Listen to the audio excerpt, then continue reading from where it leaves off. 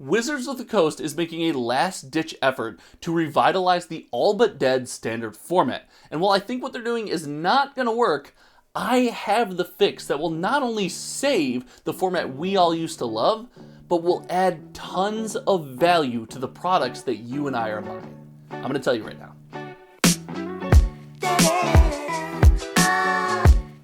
Wizards of the Coast has made a recent commitment to try to revive the standard format. Now, for those unfamiliar, standard was once a fan favorite rotating way to play Magic the Gathering, but not only is this going to make certain pockets of our player base extremely happy, it actually has an opportunity to juice value into all of the products that you and I are spending our hard-earned money on. So today we're going to break down some of the changes that Wizards of the Coast could do with the upcoming Wilds of Eldraine to really bring standard back into the limelight, into prominence, and to get regular enthusiasts like you and me to find new ways to engage with some very old products. So join me today. It's going to be kind of more of a free-form conversation, as I think things like this are extremely interesting. Now, with Wilds of Eldraine, we've seen a change to the way standard rotates. We're not going to spend much more than 30 seconds on this, but what it is instead of sets rotating out every 2 years, they're rotating out every 3 years. This is going to add longevity and make people feel better about purchasing the cards off the shelf and going to their store and using them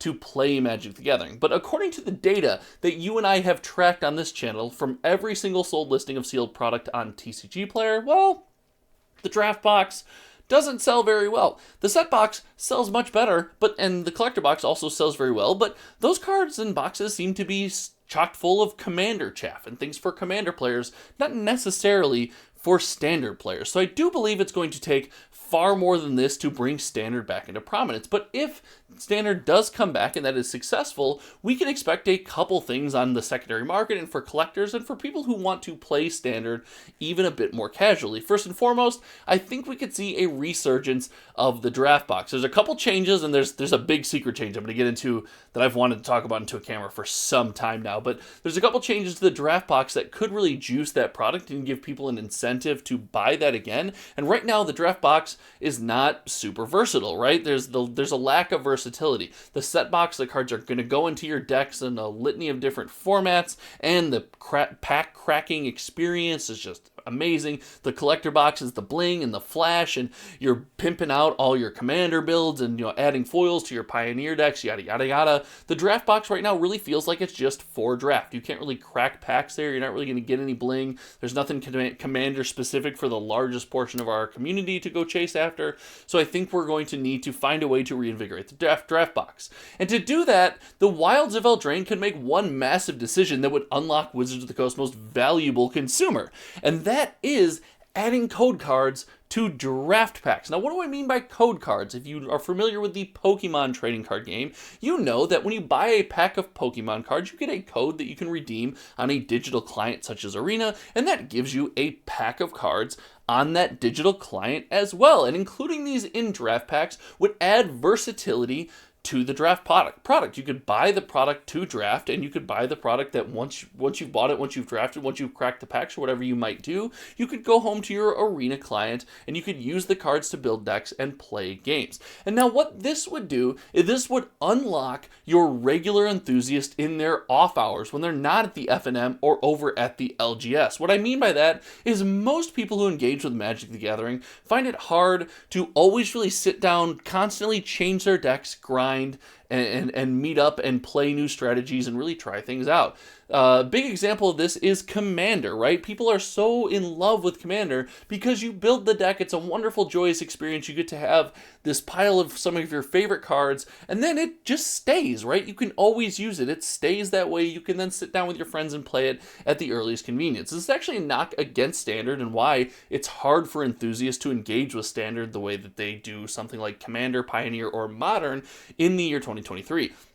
So as we make this change, and again, if we add code cards to draft packs in Wilds of Eldraine, we're going to see regular enthusiasts be more incentivized to put those codes into their digital client, and then maybe get excited to play some of those new cards. And the best place to play any new standard release cards is in the standard format. But Josh, you're saying this doesn't really help your FNM. This doesn't get people out to play. Well, I believe it does, and it makes you Wizards of the Coast now most valuable consumer. In your off time, outside the hours of your regular FNM, you are incentivized to sit down at your desk and play Arena and play Standard. But when your FNM comes around, and it happens to be Standard, there's much less of a barrier for entry. You already own a bunch of the cards because you've been buying the draft product, right? You have some of the cards that you're going to want to put into decks, so filling out the rest of those decks is not nearly as expensive. You're more versatile, and heck, while we're at it, while you're sitting at your computer on Arena, when you need a couple wild cards just to fill out that new deck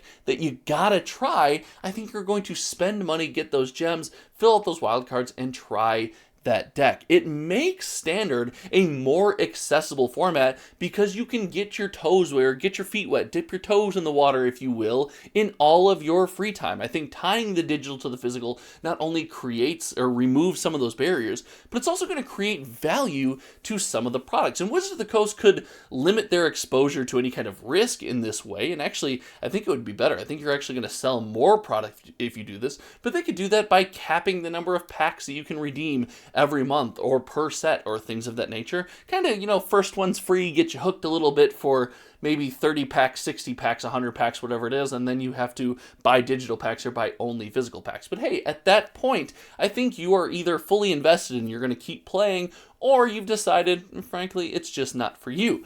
But what this would do is this would allow people to explore these cards, explore the formats, and as people explore the cards, explore the formats, and want to, build this attachment and emotional connection to these products, you're going to see us value them much differently. And heck, if we're at the FNM for Friday Night Magic, we're going to buy more packs. Like, however many of you out there, how many of you have sat at the LGS, been at an event, and thought to yourself, you know what, I'm going to buy a couple packs, I'm going to buy a box, I'm going to buy a collector pack while I'm here. Why? Because it's fun, I'm in a good mood, and I'm having a great time. I think this actually moves a lot more product through the LGS, which, for Wizards of the Coast, listen, that's always a good thing. So I think Arena code cards in Standard Edition draft sets would be insane. I think this is the one decision that could unlock Wizards of the Coast's most valuable consumer, someone who's going to spend money online and in paper. It's going to get people playing the game online and in paper, and most importantly, it's going to keep us interested in their set, adding value not only to the box on the store shelf, but emotionally and nostalgically to enthusiasts like you and I,